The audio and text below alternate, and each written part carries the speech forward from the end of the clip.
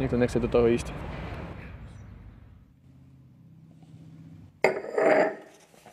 Aj, to je grc. Gorila je výsekom, obrazom, záznamom o tom korupčno-klientelisticko nechutnom prostredí, ktoré sa na Slovensku po roku 1990, najmä 2, vytvorilo. Keď sa ma spýtate, že či si myslím, že to je na Slovensku možné, tak hovorím áno, je to ešte horšie, ako je to tam napísané. Keď sa ma spýtate na môj pocit pre prípad, že by to bolo pravdivé, tak môj pocit je taký, že som sa cítil ponížený. Vždy sme si mysleli, že takto to nejak chodí, ale že sa ukázalo, že je to ešte aj oveľa horšie, ako sme si mysleli, lebo predsa len sme dúfali, aspoň väčšini optimisti ako ja, dúfali, že aj keď sa korupcia pritrafí, že nemusí byť absolútne vo všetkom a všade. A toto ukázalo, že bola pri každom závažnom rozhodnutí, každé sa dialo na korupčnom základe. Tak som plánoval, že píšem, dokončím knihu, vydám to okolo Vianoce 2011, čo by bol 2 roky po voľbách, 2 roky pred ďalších voľbách a aspoň verejnosť by mal čas to čítať a venovať v kľude, bez zbytočnej spolitizáciu. A koncom roku 2011 niekto to hodil na webe a všetko sa zmenilo.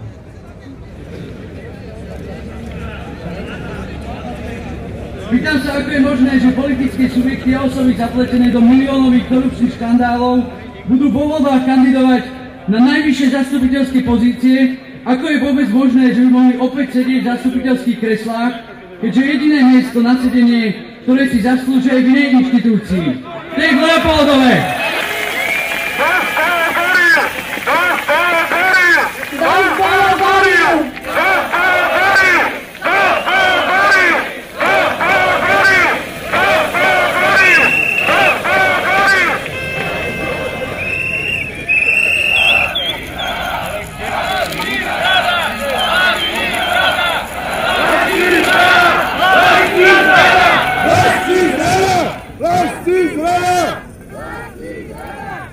Dajte nám zbrane!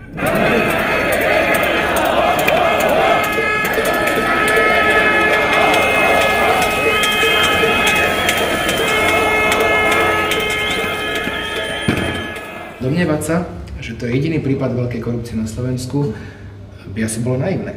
Ale keď už to zdokumentované máme, je to vážne podozrenie, tak by bolo pre krajinu a pre jej charakter trestuhodné, keby sme nevedeli tento prípad dotiahnuť aj trestnoprávne dokonca. Nebojíte sa toho, že možno niektorí aktéri ešte predtým, ako pôjdu na výsluh, môžu odísť zo Slovenska? Ja si myslím, že nakoniec nikto spravodlivosti neujde v tomto prípade.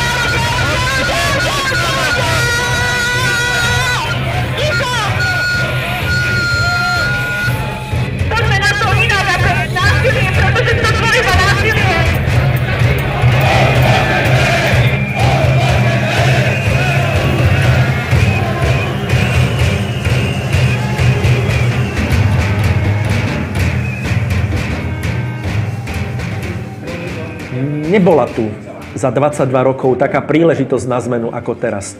Visí to vo vzduchu. Viete, ja musím osobne povedať, že idei, ktorými som žil len v nejakých uzavretých intelektuálnych kluboch, krčmách, kde sme sa rozprávali o participatívnej demokracii, o novej občianskej ústave, Teraz to vidíte, že to rezonuje to na námestiach, rezonuje to už aj u predsedu parlamentu, aj keď on si pod tým predstavuje niečo iné. Ale jednoducho tie idei získavajú sílu a práve tie idei, ktoré boli doteraz akoby akomsi undergrounde, kde o tom naozaj rozprávali len akísi vyšinutí intelektuáli a vyšinutí občianski aktivisti, ako sa to vo verejnosti tak nejako vníma, tak zrazu sa stanú tými kľúčovými.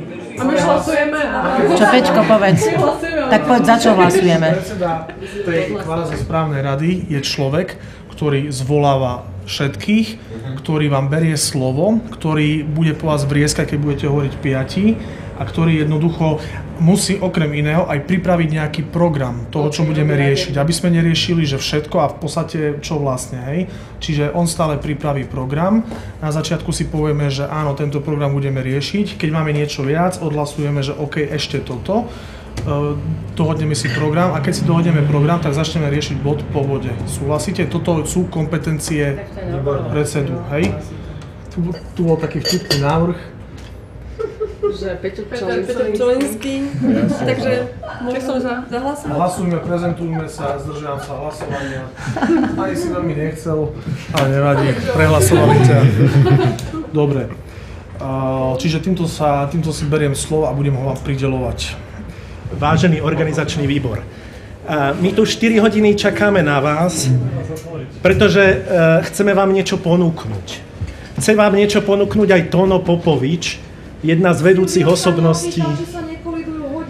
Dobre, ale ja vám chcem len povedať, že my sa nikam netlačíme a chceme vám v dobrej viere poradiť, ako máte robiť.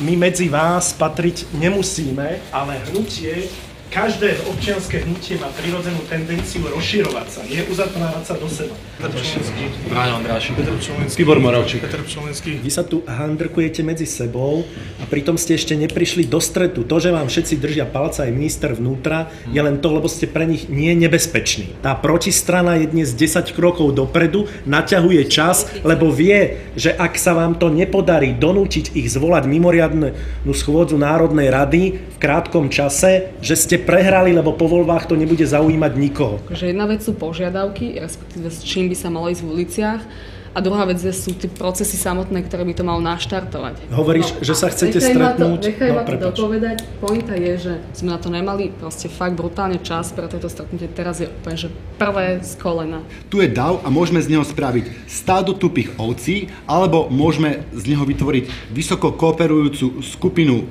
ľudí, ktorá má IQ niekoľko tisícov a dokáže vygenerovať neuveriteľné výsledky. Čiže prvý návrh?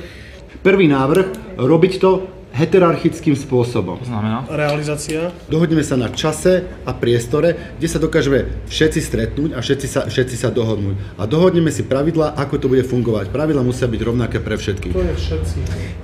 Každý občan Slovenskej republiky. Potrebujeme sa zorganizovať. Sedíme tu pol hodiny ja mám a ja pocit, že my sa stále... v tomto všetci proste úplne zhodneme. Akože to nie je Sedíme ten tu problém. pol hodiny. Ja. Rozprávame každý všetko, v podstate nikto nič. Ja stále nepočujem tie návrhy.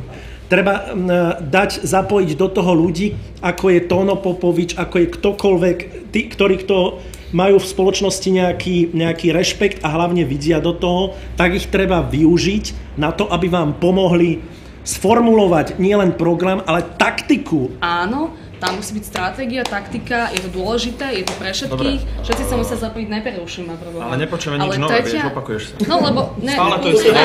Stále to isté dookola. Aký ďalší postup? Ale ak vy nezapojíte týchto ľudí do procesu, tak sa stanete skôr či neskôr sektou. No. My sme sa prezliekli za gorilie samice, aby sme vylákali tie práve gorily z parlamentu. Tak, že sa nám to podarí. Pánové, očúvajte, kto tu má ide rečniť, nech tu ostane a ten zbytek bežte dole, hej? Kto ste vy? Jasensku Luciu. Prosím? Jasensku Luciu Janovič. Áno? Lebo mi nepovedala nič, lebo ja som tu hlavná gorila, takže mňa treba poslúchať. Kto tu má byť na hore? Iba novinári, nikto iný. Ja som z Kanady, chcem hovoriť voláčok.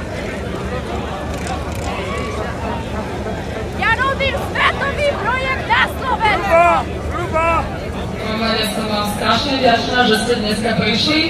Napriek tomu, že strašná zima, znamená to jednu vec, že to, čo tu robíme, je strašne dôležité. Sme tu preto, aby sme sa konečne dostali do ulic, pretože už nemáme reálnu voľbu ani len v týchto voľbách. My si nevyberáme medzi politickými stranami, my si vyberáme medzi finančnými skupinami. Slovo Penta predstavuje 5 partnerov, ktorí stáli pri založení skupiny. Jaroslava Haščáka, Marka Dospivu, Jozefa Oravkina, Martina Kušíka a Juraja Herka. Herka neskôr nahradil Jozef Špirko. Zoznámili sa na Moskovskej univerzite, kde všetci študovali. Priateľstvo prerástlo do biznisu. Z Moskvy odišli študovať na Pekinskú univerzitu. Odtiaľ dovážali do Československa lacné oblečenie, tak zarobili prvý milión. V roku 1996 urobila Penta zásadný biznis, pri ktorom zarobila prvú miliardu. Mečiarova vláda jej umožnila ovládnuť investičný fond VUB Coupon asi za 20% jeho hodnoty. Pente sa to podarilo aj vďaka tomu, že im dvere do tohto obchodu otvoril bývalý podpredseda socialistickej vlády Vladimír Lexa starší, pôsobiaci ako šéf štátnej plánovacej komisie.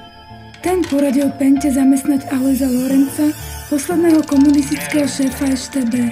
Do jeho kompetencie patril aj boj proti vnútornému nepriateľovi a kontrarozviedka. Lorenc bol na čele organizácie, ktorá vydávala príkazy na prenasledovanie, mučenie, ale aj vraždy bývalých disidentov. Haščák hovorí: je mi jedno, či niekto pracoval pre CIA alebo KGB, či bol členom ústredného výboru alebo disident. Pokiaľ je človek šikovný a uznávaný vo svojej branži, nič iné ma nezaujíma. Penta vlastní približne 280 firiem v 11 krajinách. Aktíva skupiny dosiahli 3,4 miliardy eur.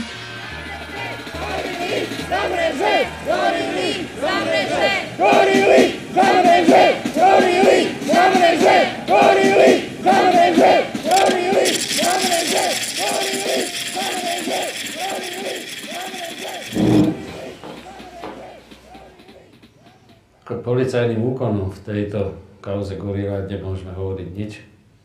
Práve preto, aby sme nezmarili postupy, alebo aby celé vyšetrovanie nebolo ďalej viac a viac spolitizovávané. Čiže najlepšie je aj pre občanov, ak to zatiaľ nebudú dielčie informácie poskytované pre nich, preto lebo všetky informácie sú monitorované advokátmi, dotknutými osobami a nakoniec v konečnom riešení všetko môže byť použité v neprospech pozitívneho vyriešenia prípadu. Ja neverím, že to zlyhá. Ja si myslím, že